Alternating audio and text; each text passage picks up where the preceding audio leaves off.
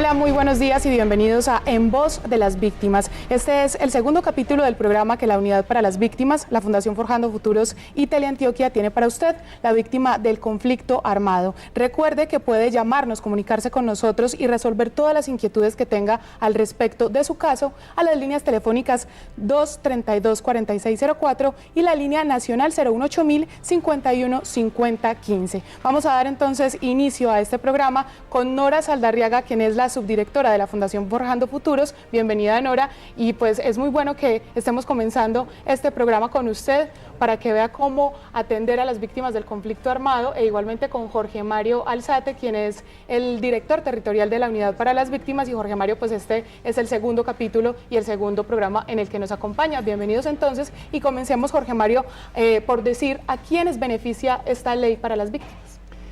Es la ley de víctimas, la ley 1448, beneficia a aquellas personas que han sido afectadas por el conflicto a partir del 1 de enero de 1985. Habría que decir que también incluye en algunos momentos a víctimas de la fuerza pública y personas que viven en el exterior. También se creía que solamente era para los que viven acá, no. De gente que vive en el exterior tiene esa posibilidad de declarar. Entonces, es una ley muy garantista en ese sentido y, bueno, inclusive en este momento puede la gente, si ocurre un recién hecho, puede declarar. Muy bien, pero la ley para las víctimas, la 1448, que acaba de contarnos cómo es Jorge Mario Alzate, también incluye un capítulo de tierras. ¿Quiénes se benefician con este capítulo de tierras, Nora? Sí, aquellas personas que perdieron sus tierras o fueron despojadas o desplazadas a partir del 10 de enero de 1991. Estas personas pueden acercarse a las unidades de atención a las víctimas a las unidades de atención de restitución de tierras, que allí pueden establecer una solicitud frente a sus hechos. ¿Qué seguimiento han hecho ustedes desde la Fundación Forjando Futuros, aprovechando esta pregunta, Nora, para todos los televidentes? Ustedes, desde que comenzó la ley, en el 2011, ya este año se cumplirían 5 años de la aplicación de la misma, en el capítulo de tierras reiteramos, ¿qué seguimiento ha hecho la Fundación? Sí, nosotros hemos venido haciendo, tanto en la etapa administrativa que tiene la ley como en la etapa judicial, hemos venido haciendo seguimiento. En la etapa administrativa hemos documentado casos de personas que fueron o desplazadas o despojadas de sus territorios. Y en la parte judicial, que es cuando ya llega ante el juez o al magistrado de tierras, lo que hemos venido haciendo es haciendo una lectura minuciosa de los fallos en restitución de tierras, y allí pues hemos encontrado en los fallos unos hechos que nos parecen particulares y que nos llaman la atención, y que hemos venido publicando a través de varios boletines que han salido en medios de alta circulación y que hoy, por ejemplo, se encuentran publicados en la página web de la Fundación Forjando Futuros, en donde hacemos referencia en qué estado va el proceso de restitución de tierras en el territorio nacional. Nora, incluso recientemente, para hacer ahí la cuña, ustedes acaban de publicar una de estas separatas de esos seguimientos a la ley de víctimas y restitución de tierras.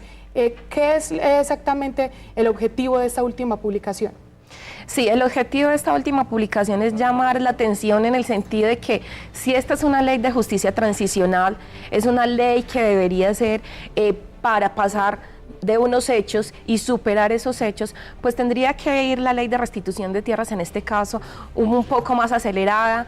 Deberían de haber un mayor número de fallos, un mayor número de solicitudes ante la unidad de restitución de tierras, y lo que hemos encontrado es el caso contrario, que hoy la ley sigue siendo muy lenta, que hay todavía unas condiciones que no permiten que la ley pueda avanzar y que el mayor número de campesinos que fueron despojados o desplazados puedan acceder a la restitución de tierras. Muy bien, entonces los invitamos para ver estos informes en www.forjandofuturos.org. Ya tenemos nuestra primera llamada, se trata de María. Bienvenida, ¿de dónde nos llama? Muy bien, doña María, cuéntenos cuál es el caso que tiene.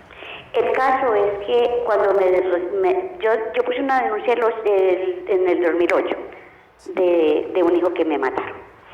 Bueno, entonces, está bien, yo hice toda la vuelta, pero ya está todo listo, bueno, en el 2011, yo ya no, qué pena, pero ya me han cortado el servicio del teléfono, entonces no me encontraron, y esa plata volvieron, se la llevaron, y hasta el momento no me han resuelto nada. Yo he ido a una parte, a la otra, no me resuelven. Muy bien, doña María, muchísimas gracias por comunicarse con nosotros y aquí ya le tenemos respuesta a ella, Jorge. Bueno, señor. Sí, muy buenos días, doña María. Señor. Bueno, entonces en su caso, si nosotros, por contarle, aquí en el estudio tenemos una persona de la Unidad para las Víctimas que está verificando en tiempo real, digamos, la situación de cada una de las personas que nos están llamando. Sí, señor. Tú estás registrada por víctima por homicidio, ya sabemos que tú estás pendiente de hacer una solicitud de un reintegro de ese recurso. Cuando no se reclaman esos recursos por alguna circunstancia, que puede ser por la unidad o por la persona que no se enteró, pues en este caso hacemos lo que llama un reintegro, es una solicitud para que esos dineros vuelvan a consignarte. Es muy importante aclarar que esos recursos no se pierden. Están en el Tesoro Nacional, nosotros ya tomamos tus datos y vamos a adelantar ese trámite de reintegro de esos recursos para que puedan tenerlos, si Dios quiere, este año. ¿Sí? Ay, qué rico, señor. Bueno, muchas gracias, doña llamada. María, por comunicarse con nosotros y a ustedes les recordamos nuestras líneas telefónicas 232-4604 e igualmente la línea nacional 018-051-5015. Vamos a continuar hablando de este ABC de las víctimas para que todos ustedes sepan muy bien y les quede muy claro quién es víctima, si sufrieron algún hecho victimizante como secuestro, desaparición forzada, homicidio, entre otros, usted es considerado como tal. Vamos a continuar con este tema, Jorge Mario, entonces hablando, por ejemplo, de casos puntuales. Las víctimas de los pasajeros, perdón, del avión de Avianca, por ejemplo, ellos, ¿por qué no son considerados víctimas? ¿Por qué en esos casos no sucede? La ley contempla que sean víctimas en el marco del conflicto armado y casos donde sea evidente que es temas de narcotráfico, como en este caso, o casos, los famosos casos de Pablo Escobar, digamos así, de esas víctimas que también fueron en el marco digamos, de este proceso, o delincuencia común, no caben, digamos, dentro de la normatividad que contempla la ley de víctimas. O sea, Jorge Mario, Solamente, discúlpame, que en Medellín, por ejemplo, pasaría con muchas personas. Pasaría con muchas personas, o un atraco, o digamos una banda. Entonces, hay un hilo muy delgado, pero digamos es muy importante que la gente cuando declare cuente todos los detalles de qué fue lo que pasó. Es muy posible que algunas bandas sí tengan, digamos, alguna conexión con otro tipo de estructuras, pero eso ya lo analiza, digamos, la unidad para las víctimas, quien es la responsable de hacer la valoración. Entonces es importante que tengan presente eso. Igual no significa que quede en la impunidad que no tenga derecho. Igual la persona, si fue por delincuencia común, debe declarar en la fiscalía o acercarse pues al Ministerio Público. Y en ese orden de ideas, Jorge Mario, ¿qué otras personas no estarían entonces incluidas? Estamos hablando, lo que dijimos, bandas criminales, estamos hablando de delincuencia común, narcotráfico, o hay veces la misma violencia intrafamiliar la declaran como víctimas del conflicto y no es que sean víctimas del conflicto armado. Entonces es importante para, digamos, diferenciar eso. Sin embargo, cuando la persona va a la personería a tomar la declaración, le explican muy bien en detalle en qué casos aplica para que tengan pues como esa orientación. Y en el caso de las personas que han integrado algún grupo armado. También, si digamos hay una persona que hizo parte de la guerrilla, de los paramilitares, pero ya posterior a digamos a una desmovilización formal con el gobierno y es víctima, digamos, del conflicto, pues en este caso pudiera declarar, ¿sí? Pero también se hace pues como los análisis respectivos. Y jóvenes, por ejemplo, que no se reconocen jóvenes que se desmovilicen como víctimas después de los 18 años. Siempre deben hacerse antes, digamos, de que cumplan la mayoría de edad. Muy bien, recordamos nuestras líneas telefónicas 232-4604 y 018-051-5015, porque como bien lo decimos, si usted tiene algún caso por un hecho victimizante como los que ya hemos mencionado, se puede comunicar con nosotros y aquí en directo le vamos a dar respuesta a todas esas inquietudes que ustedes, los televidentes, víctimas del conflicto armado, tienen al respecto. Continuando con este ABC de las víctimas, Nora, ¿qué pasaría entonces con las víctimas que han sufrido actos ocurridos antes del 10 de enero del 85, que sería como esa fecha puntual para poder ser declarado como víctima?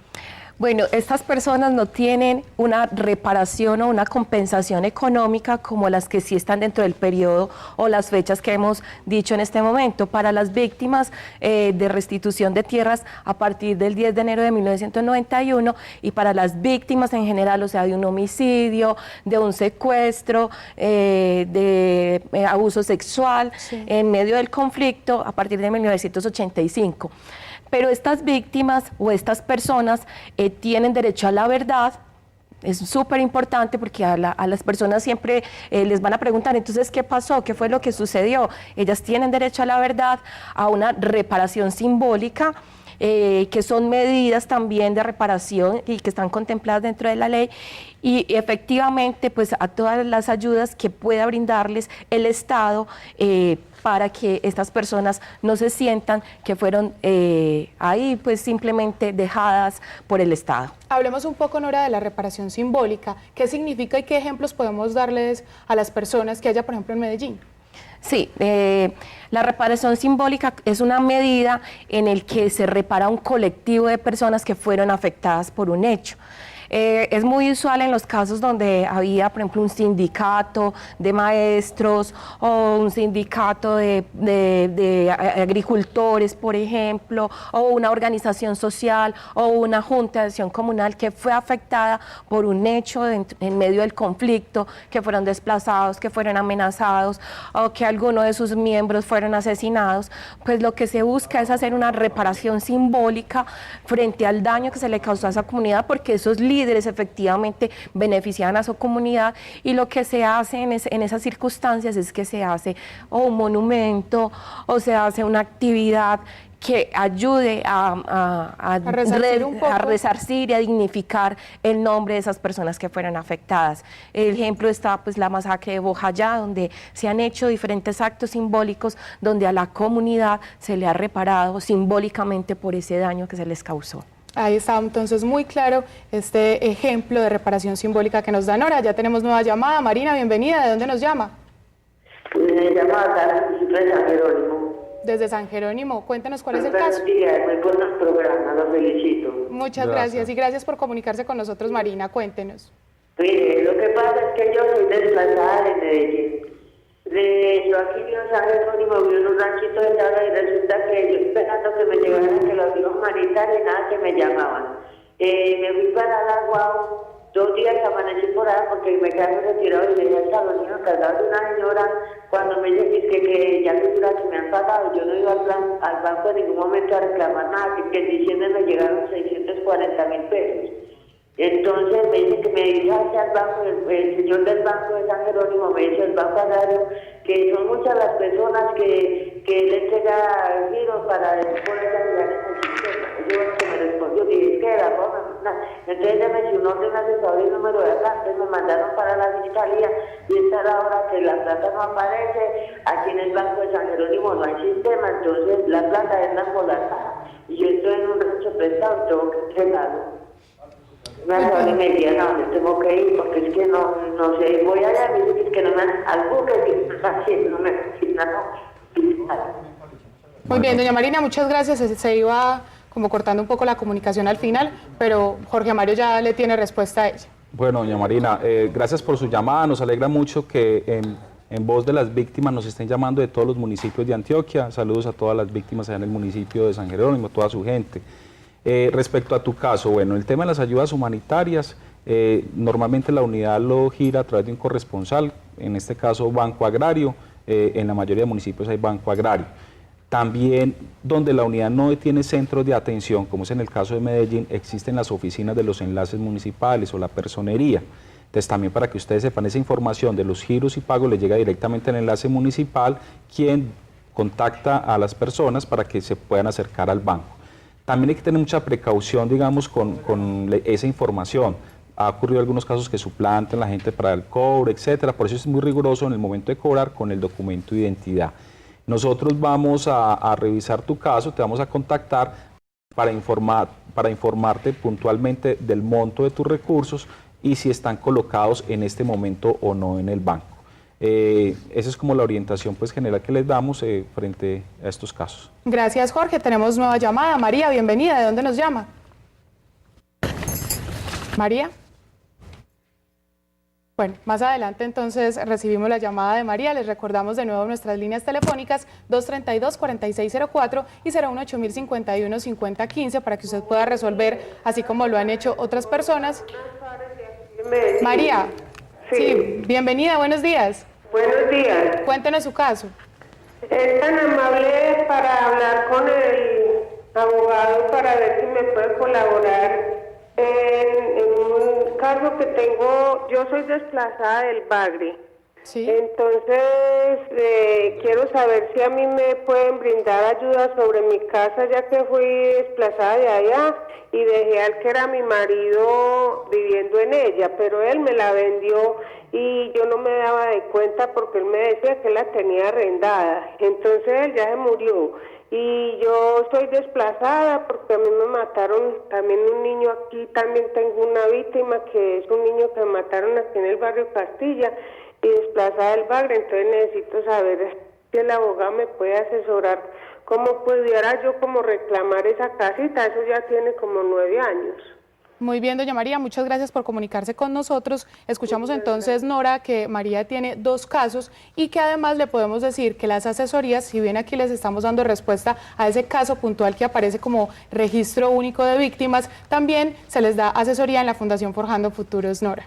Sí, bueno, decirle a la televidente que efectivamente sus 2 casos están documentados, que en este momento tiene todos los documentos en orden del día, tanto el caso de desplazamiento como el caso del hijo del homicidio que sucedió en el barrio Castilla, y que pues ahorita lo que le toca es esperar un poquito, que le van a llamar y le van a decir cuándo se le va a entregar su indemnización económica por la afectación en este caso. Y recordemos también, Nora, las líneas telefónicas que tienen en la Fundación Forjando Futuros y los horarios de atención, porque la señora además pedía una asesoría. Sí, en la oficina de la Fundación Forjando Futuros, el teléfono es 414-3572.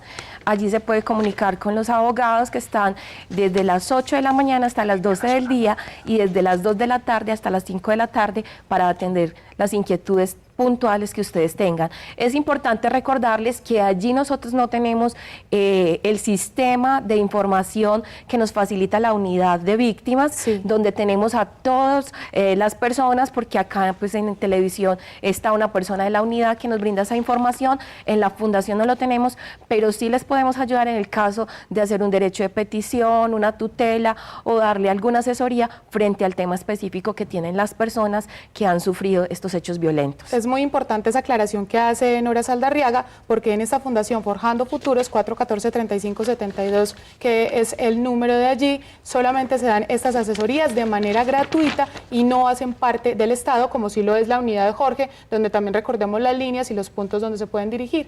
Bueno, está la página web de la unidad, www.unidadvictimas.gov.co. Ustedes pueden ingresar en esa página.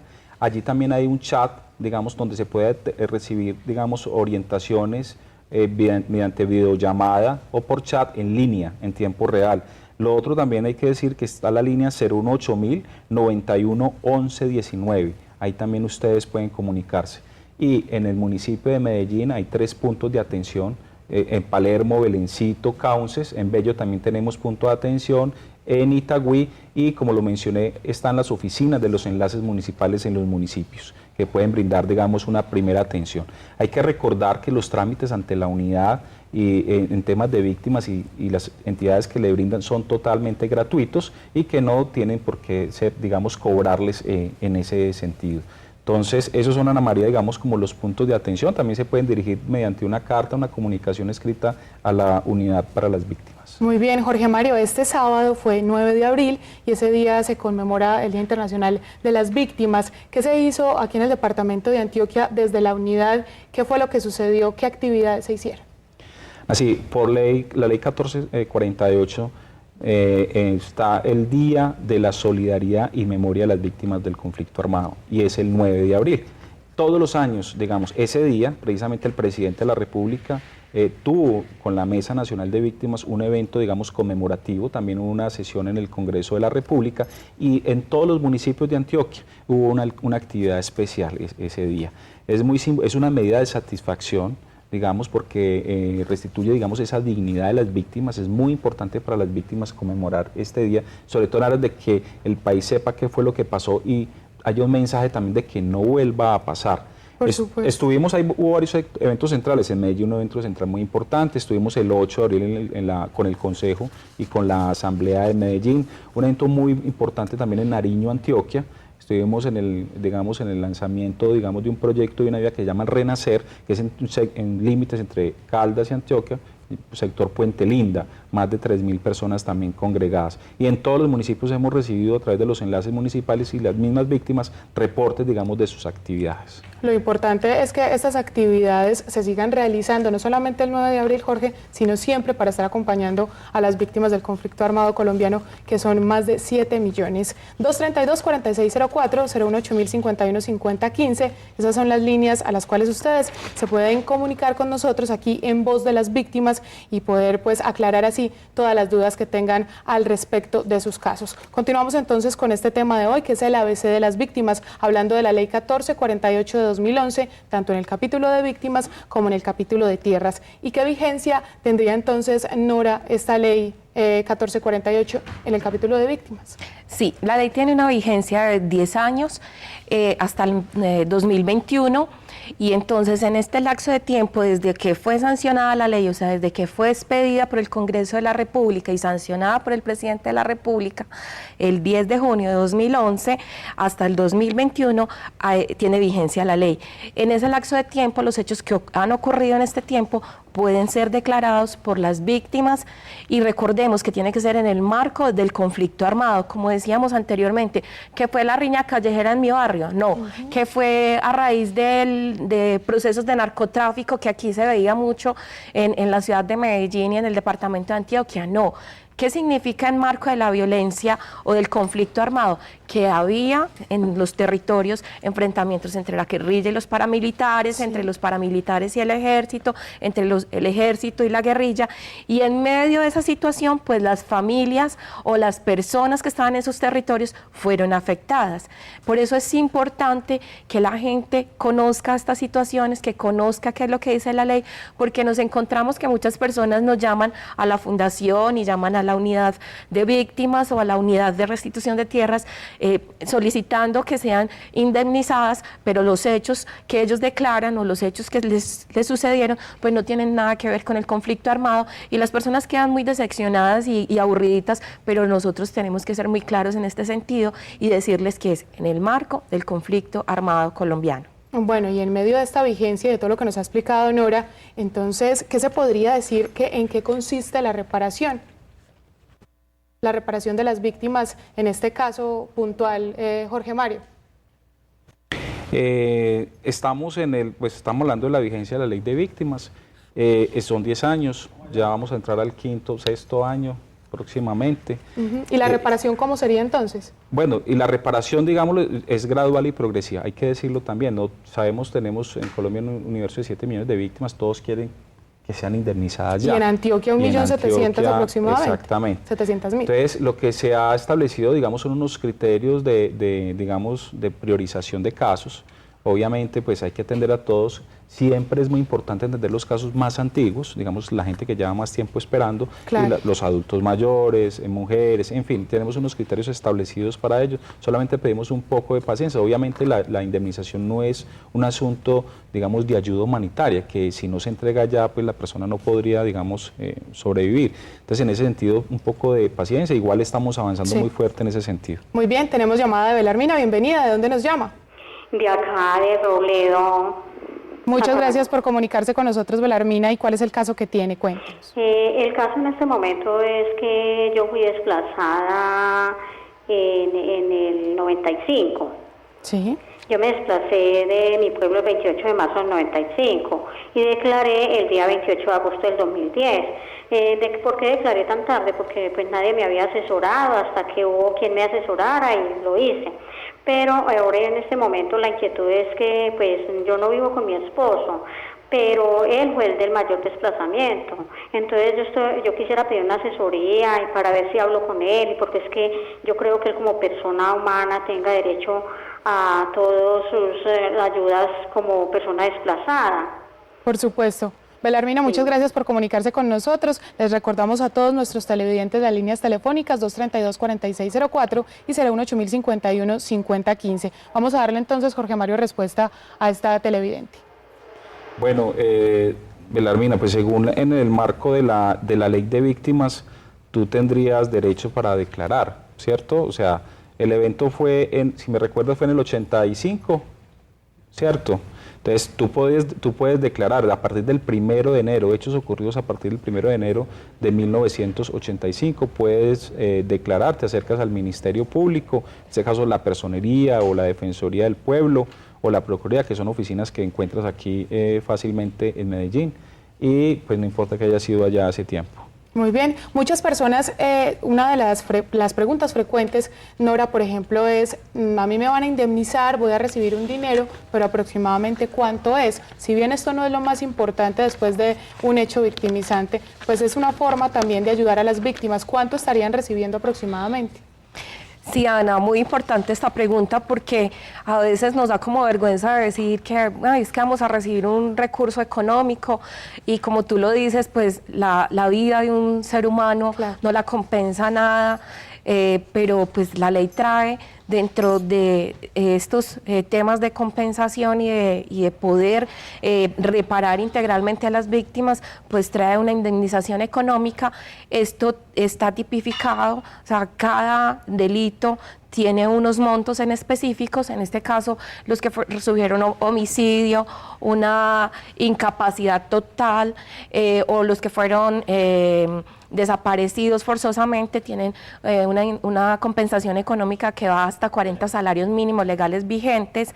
En el caso de una incapacidad parcial, tortura o violencia sexual, hay una compensación económica por 30 salarios mínimos legales vigentes, y en el caso de la desplazamiento forzado, que es uno de los más frecuentes, hasta 17 salarios mínimos legales vigentes es la compensación. Sí. Bueno, ahí están también entonces los montos. Muchas personas, como bien lo decíamos, llaman siempre a preguntar cuánto dinero pueden recibir. Nora Saldarriaga acaba de aclarar entonces esto. Ya se nos está acabando el programa. Este fue el ABC de las víctimas el día de hoy con la ley 1448. Nora Saldarriaga, subdirectora de la Fundación Forjando Futuros, y Jorge Mario Alzate, director territorial de la Unidad para las Víctimas, nos estuvieron acompañando hoy. Muchísimas gracias a ustedes, y a ustedes, los televidentes, los esperamos el próximo lunes a las 9:30 de la mañana aquí en Teleantioquia, en Voz de las Víctimas. Hasta pronto y feliz día.